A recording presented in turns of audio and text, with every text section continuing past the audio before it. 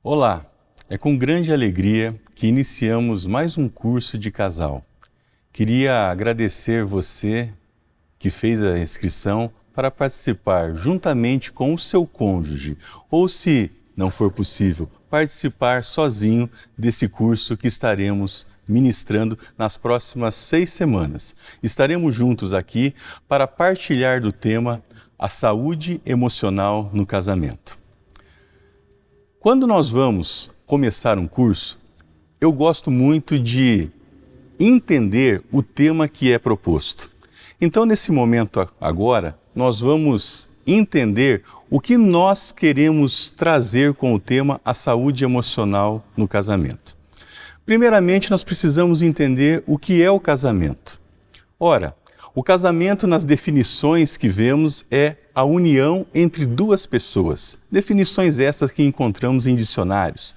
Porém, eu quero me ficar preso na definição do Código Civil sobre o casamento. O Código Civil brasileiro, no artigo 1514, ele diz o seguinte, que o casamento se realiza no momento em que o homem e a mulher manifestam perante o juiz a sua vontade de estabelecer o vínculo conjugal, ou seja, na hora em que homem e mulher se unirão. E saúde emocional? Saúde emocional é o equilíbrio, é o bem-estar do indivíduo no meio em que ele vive. Ele tem que estar se sentindo bem.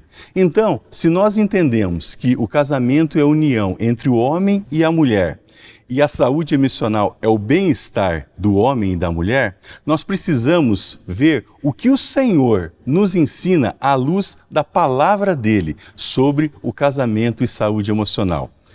Eu queria convidar vocês a abrir a Bíblia e lermos juntos o texto de Gênesis, no capítulo 2, nos versículos de número 24 e 25. O texto diz assim: Por isso deixa o homem, pai e mãe, e se une à sua mulher, tornando-se os dois uma só carne. Ora, um e outro, o homem e sua mulher, estavam nus e não se envergonhavam. É certo que a hora que nós lemos esse texto, nós não vemos a palavra casamento e também não vemos a palavra saúde emocional.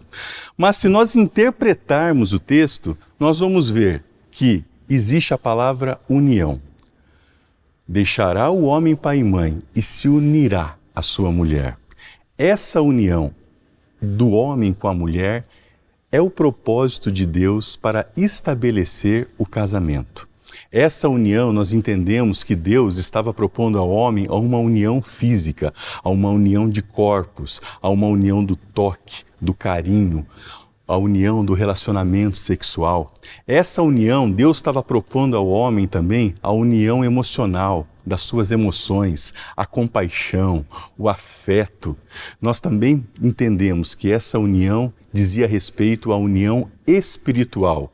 Ora, homem e mulher unidos por um único Deus, como nós víamos que acontecia nesse momento. E no versículo 25, nós vemos Deus falar um pouco da saúde emocional do homem e da mulher. Por quê? Porque o texto é claro e fala que ambos estavam nus e não se envergonhavam. Ora, quando estamos envergonhados, estamos expressando um sentimento negativo, um sentimento de desconforto. Homem e mulher não estavam desconfortáveis, eles estavam bem, eles estavam numa situação de equilíbrio e bem-estar. Todavia, podemos entender que havia saúde emocional com esse casal, na vida desse casal. Por quê? Porque eles estavam cumprindo o propósito de Deus. Até aqui, eles estavam cumprindo o propósito de Deus na vida deles. E esse propósito, se nós voltarmos um pouquinho na palavra de Deus, no texto de Gênesis, no capítulo 1, no versículo 28, nós vamos ver que Deus diz assim: E Deus os abençoou e lhes disse: Sede fecundos, multiplicai, enchei a terra e sujeitai-a. Dominai sobre os peixes do mar, sobre as aves do céu e sobre todo animal que rasteja pela terra. Esse é o versículo 28. No versículo 26, o Senhor disse: façamos o homem à nossa imagem, conforme a nossa semelhança.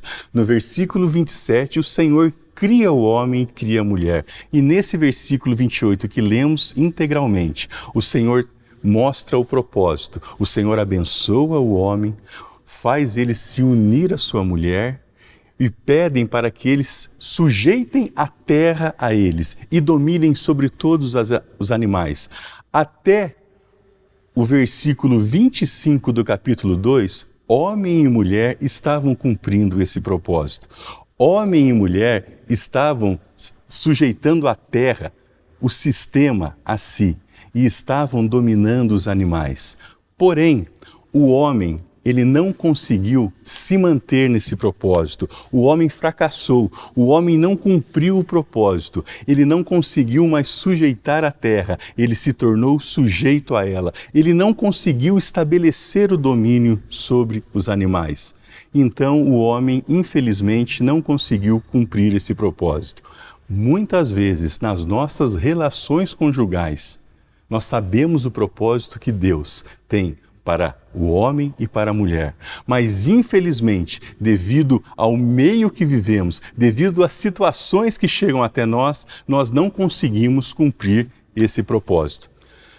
Para termos saúde emocional e cumprirmos o propósito de Deus no nosso casamento, nós precisamos voltar um pouco. Nós precisamos voltar à palavra, voltar e olhar a nossa origem. Precisamos nos conhecer, precisamos saber quem somos, pois só nos conhecendo e sabendo quem somos, nós teremos uma melhor compreensão do outro, do nosso cônjuge, daquela pessoa que escolhemos para viver junto.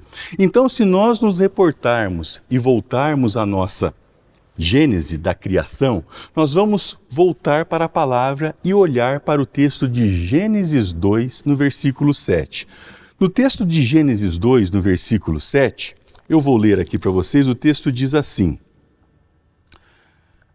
Então formou o Senhor Deus ao homem do pó da terra e lhe soprou nas narinas o fôlego de vida, e o homem passou a ser alma vivente. Nesse texto, o Senhor criou o homem. Avançando mais um pouquinho, no versículo 15 do capítulo 2, o texto diz o seguinte: Tomou, pois, o Senhor Deus ao homem e o colocou no jardim do Éden, para o cultivar e o guardar. Aqui nós temos a informação que o Senhor, ele não criou o homem no jardim do Éden. Ele colocou o homem no jardim do Éden.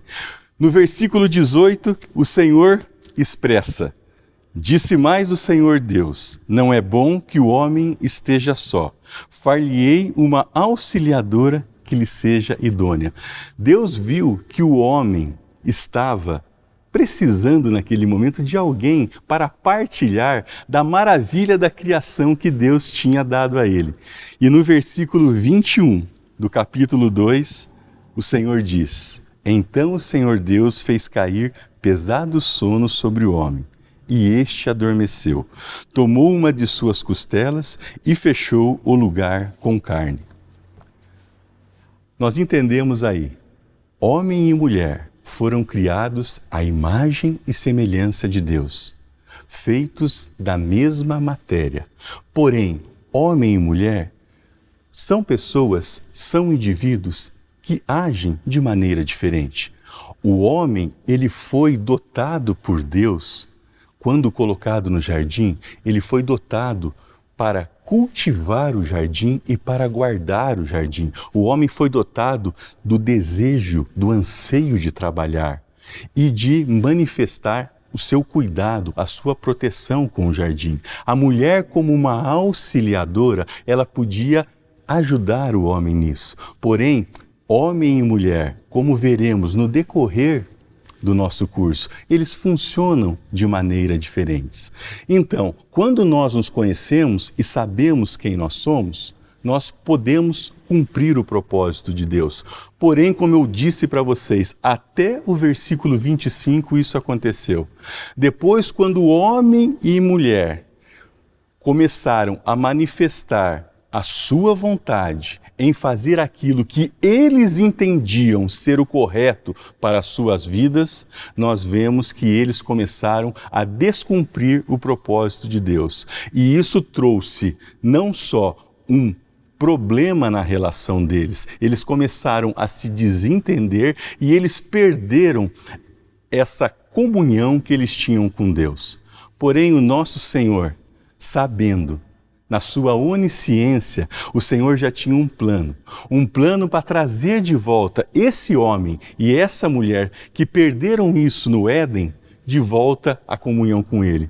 E em Cristo, na figura de Jesus Cristo, o Filho de Deus, o Deus encarnado, homem e mulher, mais uma vez, podem se aproximar, podem se unir e podem cumprir esse propósito de Deus. Ora, quando estamos em Cristo, e o texto em João capítulo 1, versículo 11 e 12 nos ensina dizendo: veio para aqueles que eram seus, mas os seus não o receberam. Mas a todos aqueles que receberam, deu-lhes o poder de serem feitos filhos de Deus. Em Cristo, nos tornamos filhos de Deus.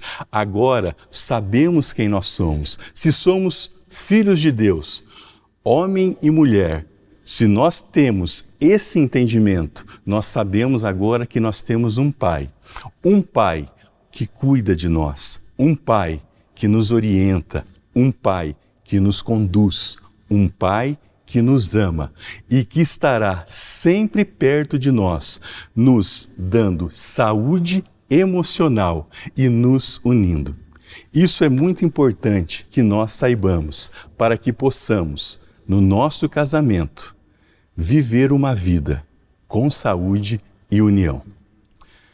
Eu queria agora convidar você para acessar o link, porque nós temos uma atividade para você.